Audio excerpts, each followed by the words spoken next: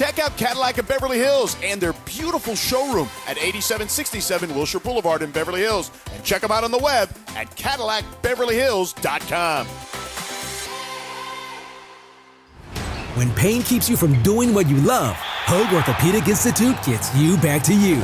We are ranked number 18 in the nation and number 1 in Orange County for orthopedic and spine care by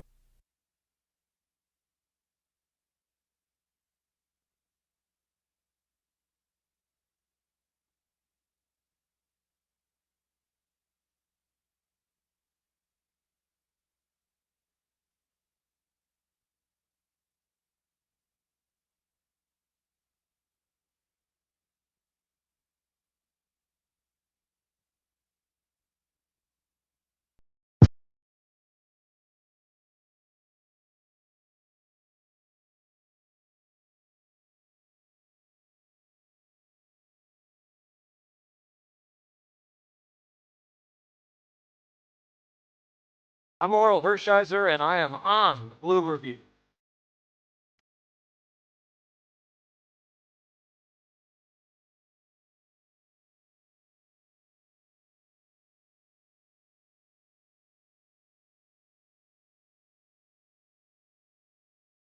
Hey, this is Sean Green. You're watching the Blue Review.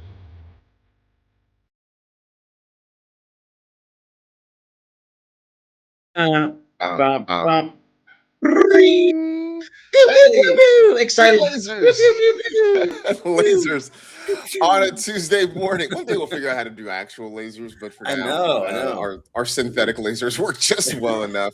Welcome to the Blue Review presented by LAX. I'm Marcus Grant. That is Greg Bergman. We'll be joined in just a little bit by our pal Bruce Kuntz from Dodgers Digest.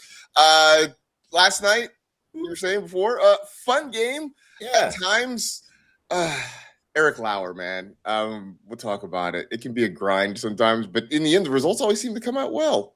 Yeah, it's for some reason he gets through the first 2 innings. He's just kind of a mess, and then just smooth sailing the rest away from whatever. I mean, he still walked a couple of guys, gave up some hits, and had guys on base, but it wasn't anything that got him into any trouble. It's pretty crazy. And just before you talk about LAX, Tim, can you head down here and just pop me up a little bit there? I don't want to be seeing my belly too much.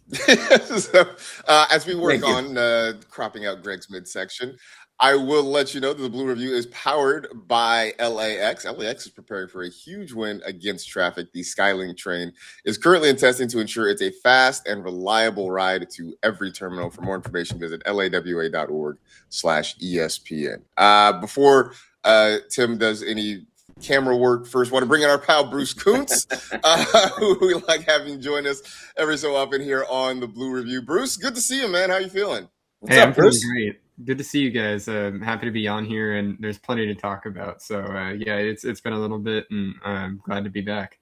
Yeah, for sure. So let's start with last night's game. The Dodgers get a 4-3 win. Basically, a pair of long balls got it done. Kyle Tucker with a 3-run homer. Miguel Rojas comes off the bench with a pinch hit homer late in the game. Bruce, I want to ask you about Kyle Tucker, because I know earlier in the year you tweeted about Tucker and the fact that the swing just doesn't look violent. It just doesn't look like he's trying to really generate any whip with the bat. Dave Roberts says lately he started to see a little bit of a turnaround at Kyle Tucker. I don't know if that's Dave just being optimistic and trying to wish cast some great things, or do you really see that something maybe is a little bit different with Tucker now than versus the beginning of the season? Yeah, I think that it's been a little bit of both. I still don't think that he looks like he's back to the guy that the Dodgers were hoping to get when they signed him to a $60 million a year contract. But I do think it's looked a tiny bit better. And, you know, if he's just going to be able to get a ball over the wall every once in a while, like last night, then obviously it's going to feel a lot better than the extended stretches without any home runs and without too much slug. So I think that he's trending in the right direction. I still think that there's progress to be made. And work to be done for him to get back to where he wants to be.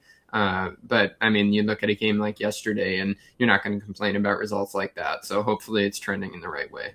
Go ahead. You can't really complain about it. You're 100% right, Bruce. But they were talking about it on the broadcast, and that Dave was talking about how Robert Van Scoyoc and the hitting team has been kind of working with him, trying to shorten up his swing, trying to hit it so that he's just kind of flaring the ball out there more so than just trying to like the big uppercut swing that you're talking about. That that Chris Taylor just swing from the back of my shoes and try to get the ball out of the park.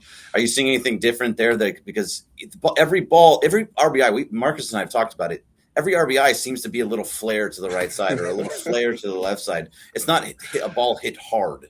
Yeah, my biggest gripe with Tucker throughout this year has been even when he gets himself into hitters counts, it isn't really A swings. And that's kind of what you were touching on, Marcus, where he can be ahead 2-0, a count where you really need to be hunting a pitch to drive and getting off a good swing at it. And then he'll be swinging off balance and not getting the barrel through the zone very quick. So I think that I imagine is something that they've been working on and trying to get him back to the guy that he's been, because before he injured his hand last year, the first half of the season with Chicago and then the rest of his entire career with the Astros, he's been that guy that is really disciplined, can get himself into good counts and then drive the ball out of the ballpark. And we just haven't seen that very much this year from him. So I think that the more that he can get himself back to the patience that he's had before and not be falling behind, which has been a problem this year, the better things are eventually going to start to look, where he's not having to protect the plate as much and can look to slug a little bit more. Another guy, Greg, who's slowly starting to turn things around is Mookie Betts. Look, it still hasn't been great. It still looks at times like a struggle at the plate, but Greg, he's over 200. He's hitting 205. Hey. It's a start, right? It's a start. Yeah, that was it's a start, yes, and he is hitting the ball harder. There's all these newfangled nerd stats that Jeff Spiegel loves so much, and one of them is that it's about squaring up, and he's in like the top half he's at one of the best hitters in baseball with squaring up a ball. It just is turning into balls on the ground or hit or pop flies for the most part, but he is starting to hit. He's now hit in, I believe it's in three straight games. He has, I actually wrote it down here somewhere. He's gotten hits in 6 of his last 8 games. He's gotten, 6 hits in his last 3 games. It's all starting to come around, but when he hit that home run, it was 105 miles off the bat and it landed just barely over the wall. So for some reason, the power that you've known from Mookie Betts is just not there as much. And Bruce, I wonder if you're seeing the same thing. It's a little bit different for him, where at least he's getting on base and he's helping the team. He's squaring up. He's been very unlucky, but just not as much power as you expect from Mookie. And I guess you don't need the home runs. You just need him on base more so. Yeah, I think that Mookie's been waiting for things to even out a little bit, and I think that's what I've noticed in this last week or so of games. There's been a couple of ground balls that have gotten through an infield hit to hopefully try and even things out a little bit. He hasn't had the best luck so far, but I think with the power, he hasn't been getting the ball in the air to the pull side very often. Even when he has had some better batted balls, I think a lot of those fly balls have gone to center field, where Mookie's never been the guy that has the raw pop to go dead center very often. So what he needs to be doing is lifting the ball to left field. And he's not a tape measure home run guy, but in the past he's had enough to get it out to left field. So I think that home run in Chicago is a perfect example of that. Wasn't hit high, a less than 20-degree launch angle, but he still hit it hard enough to get out. And those are the kind of batted ball results that he's looking for. Yeah, I mean, again, he's another guy that they are hoping turns it around, that you sort of need him to kind of get going in the middle of the lineup too at some point. Just some extra protection for guys like Freddie Freeman, Max Muncy hitting behind him, that sort of thing. So fingers crossed. I know it's, say a guy hitting 205 is on the right track feels sort of weird, but just having watched Mookie for the last year and a half plus 2 years now, as he struggles at the plate, hitting 205 feels like something to hang a little bit of hope. Yeah, hang a little hope on. That's all I'm saying. Eric Lauer, Greg, we were talking last night. I put in the text chat last night that every Eric Lauer start alternates between WTF derogatory and WTF complimentary, because it's like the first inning he just throws a spinner of a breaking ball that gets pummeled, just absolutely destroyed for a 2-run home run. But then he goes and he starts striking out guys. He's getting out of innings.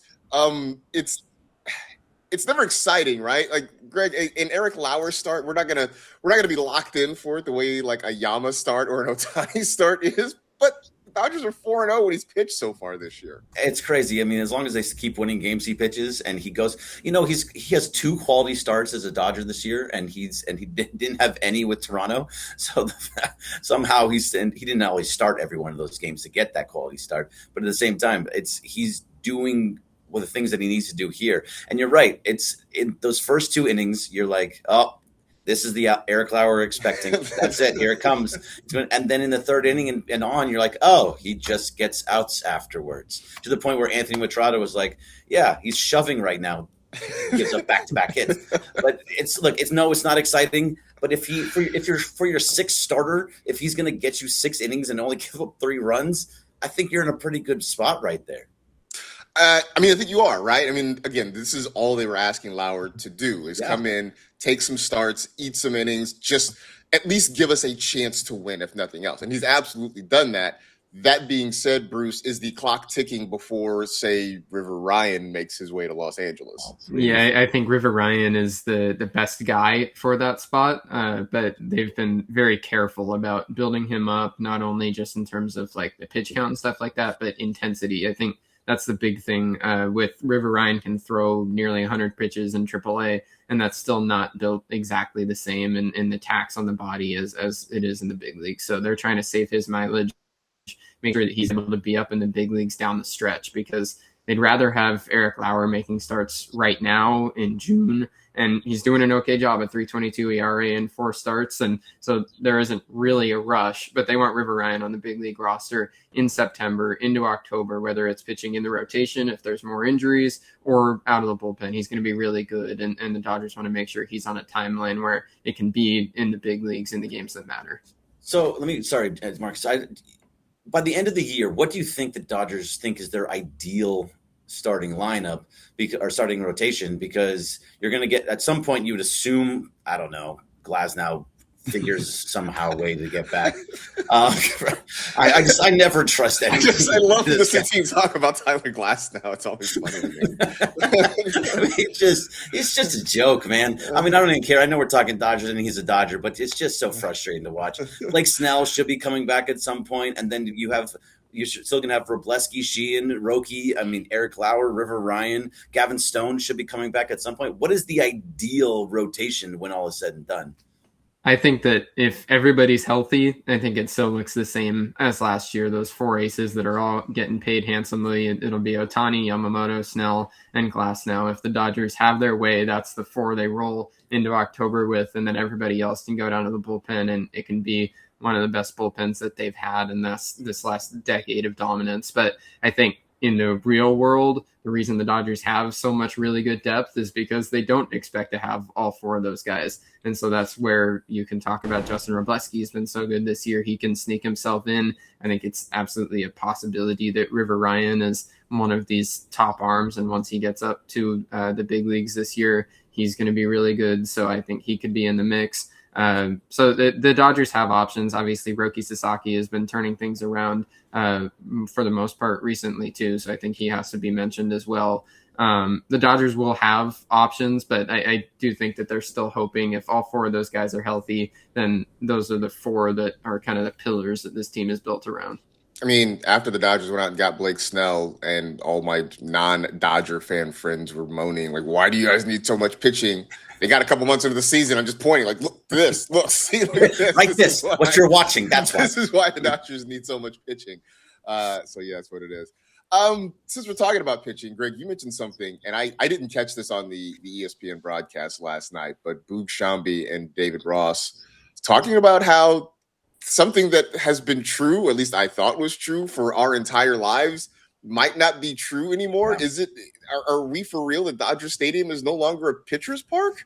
Dodger Stadium is no longer a pitcher's park. They have given up the most home runs in all of baseball this year. And it's crazy. I mean, because I guess Dave Roberts was talking about it too. And he's saying the marine layer is basically just burned off and balls are just flying. And at night, because that's always what it was. At night, they would cool down. The ball wouldn't fly as far. And now the Dodgers have given up 130, either 129 or 132 based on last night. which is the most in all of baseball. Cincinnati was second at 122. Yankees third at 117. Coors Field, which we called the worst ballpark in all of baseball, is ninth with 106. And it's not just because the Dodgers have so much power, because the Dodgers have hit less home runs than the away team. 52 home runs for the Dodgers at home, 77 away, so 129. But that's kind of crazy to me. And in my entire life, I've said, oh well, this is a pitcher's park. It's always good to have a pitcher here because it's a good place for pitchers to come and do really well. And they're giving up home runs consistently now, to the most in baseball. I'm shocked by it. Yeah, I can't really wrap my head around that, Bruce. I don't know if you have any working theories on why that is. I mean, Dave Roberts says the marine layer. I'm not a meteorologist. I can't really speak to that sort of thing. So I don't know, Bruce, if you have any. You should be. Right? I should. It's be a side hobby for me. But I don't know if you have any theories on what has happened with Dodger Stadium. Yeah, I've thought that when you extend it out over the last few years as a whole, and you see that Dodger Stadium is more middle of the pack now around baseball in terms of hitter friendliness, I've kind of attributed it in a strong part to just how good the Dodgers are. But looking at this year specifically, like Greg said, I mean, the Dodgers are just kind of giving up a lot of home runs.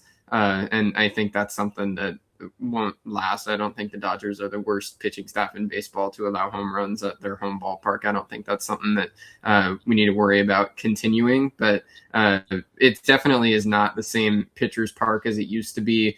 I kind of wonder, maybe this is the environment Dodger Stadium's always had, and in the past nobody was trying to hit the ball in the air, but now all of a sudden when they are, it seems to be carrying more than people thought. But ultimately, I think that the Dodgers have such a good offense and so much talent that those numbers are skewed a little bit in the offensive favor over the last few years because the Dodgers just hit the ball out a lot themselves.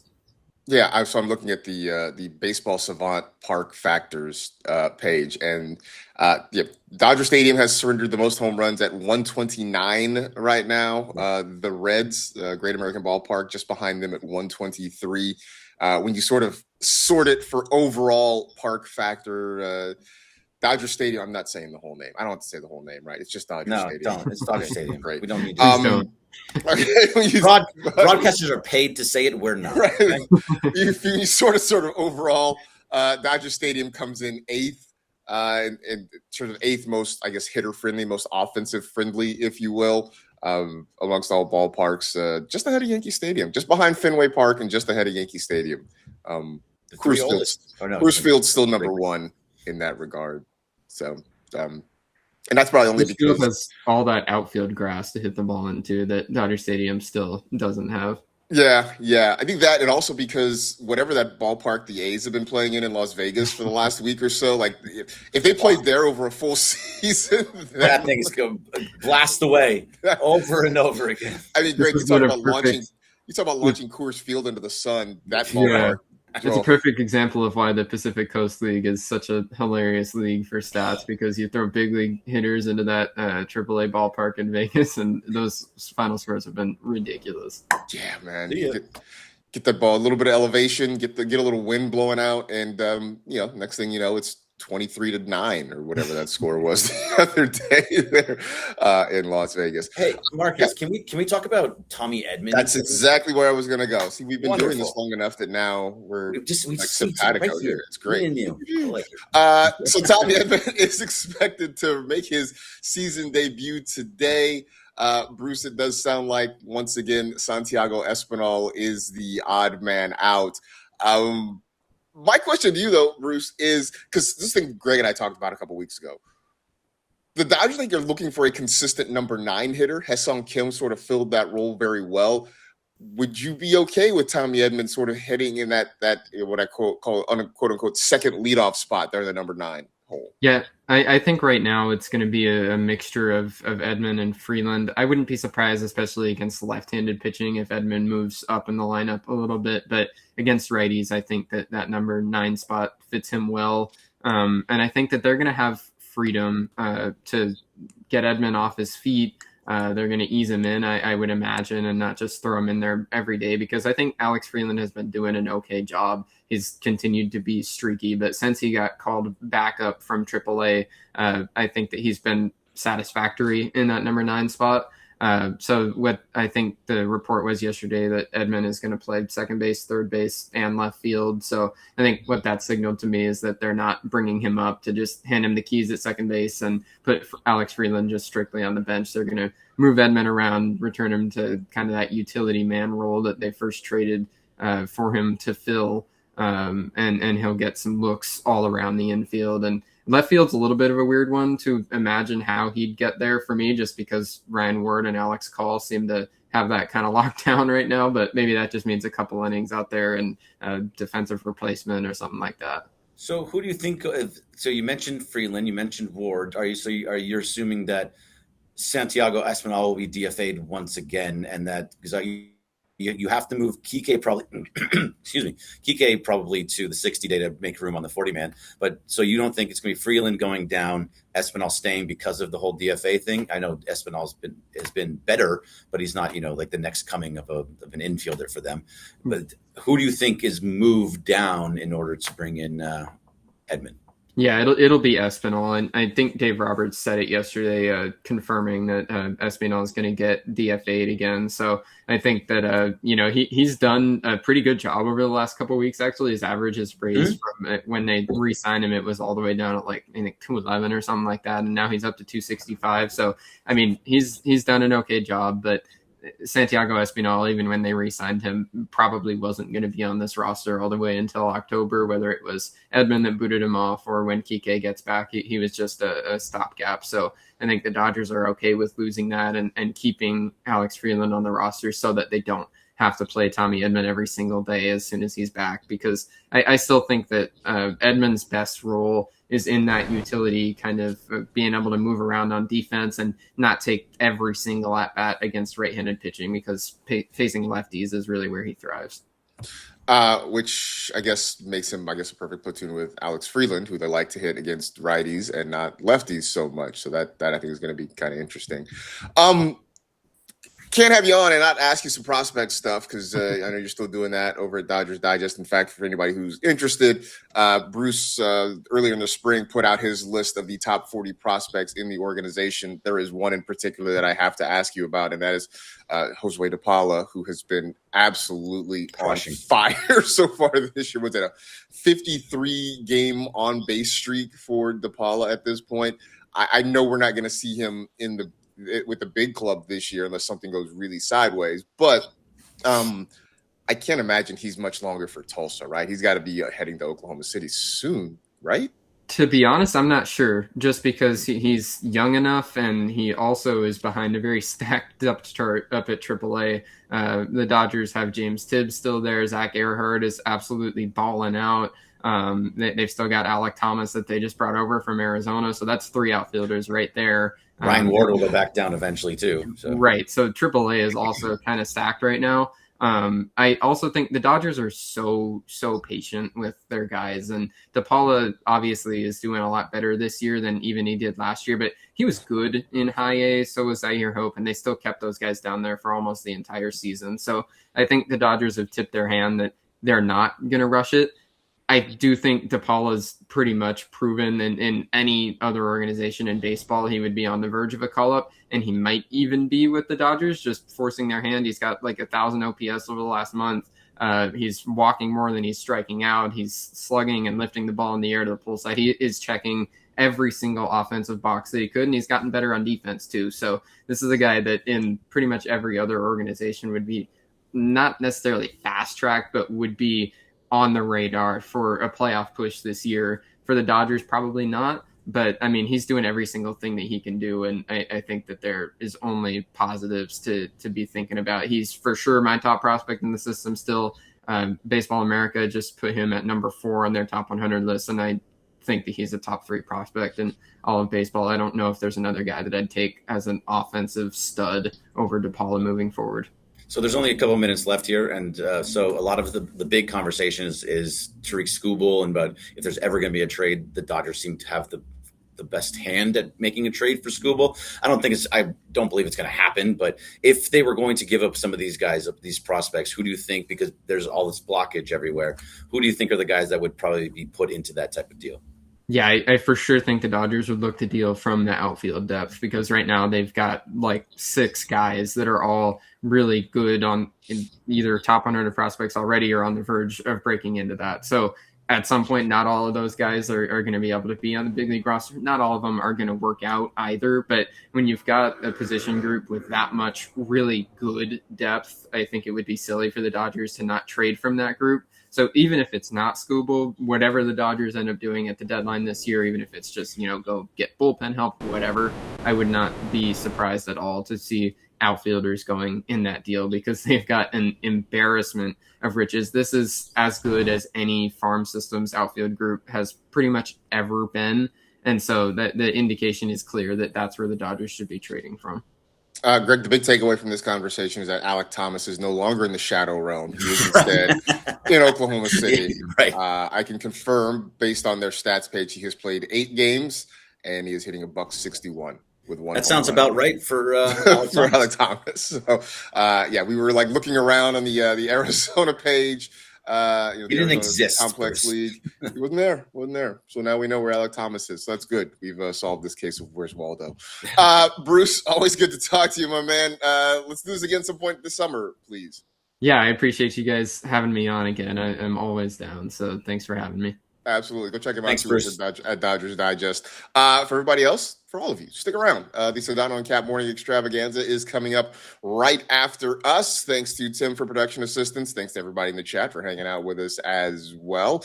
But that'll do it for this edition of the Blue Review presented by LAX. For Bruce, for Greg, I am Marcus. We'll see you tomorrow, 6:30 to 6:55, right here on the ESPN LA YouTube channel.